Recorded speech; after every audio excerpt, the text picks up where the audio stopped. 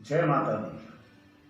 दोस्तों, आज हम आपको चामुंडा देवी का उद्भव बताएंगे कि चामुंडा देवी का जन्म किस तरह से हुआ। दोस्तों, पिछले वीडियो में हमने आपको बताया मां शैलपुत्री और ब्रह्मचारिणी।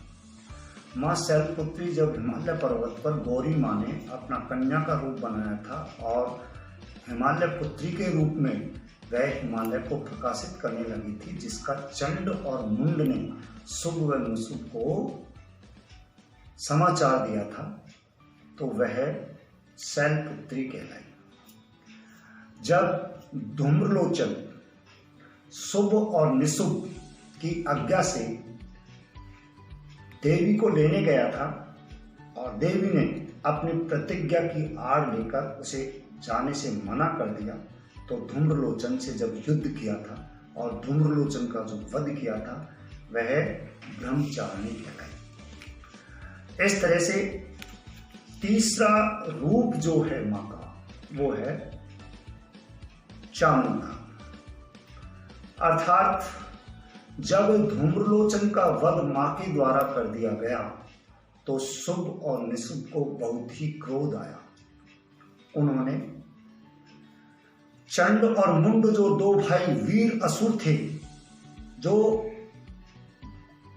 असुरों में सर्वश्रेष्ठ थे, उन्होंने उनको आदेश दिया कि वह देवी को लेने जाएं और उसके केस पकड़ते हुए घसीटते हुए लेकर आए।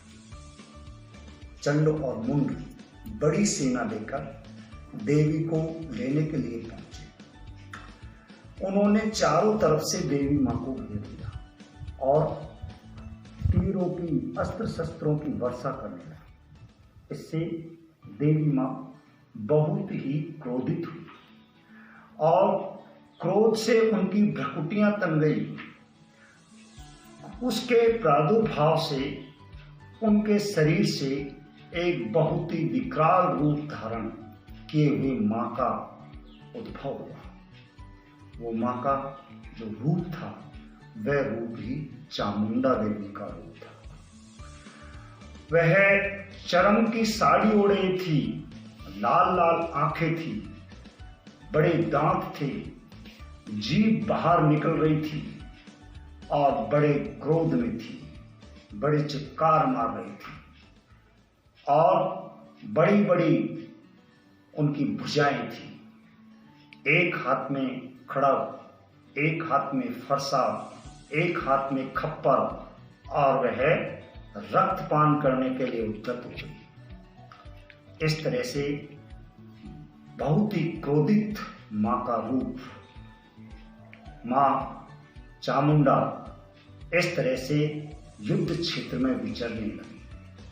असुरों को पकड़ते और असुरों को चबा जाते, उनका रक्तपान करते। इस तरह से उन्होंने बहुत सारे असुर, हाथी, घोड़े, रथ सबको चबा डाला, पैरों से रौंद डाला और चंड और मुंड दोनों को भी उन्होंने खप्पर से उनकी गर्दन को अलग कर डाला, उनका रक्तपान किया। इस तरह से चामुंडा देवी उन चंड और मुंड दोनों को लेकर, उनके सिरों को लेकर वह गौरी मां के पास गई और गौरी मां से कहा कि ये दो भयंकर असुर चंड और मुंड दोनों भाइयों का मैंने वध कर दिया है।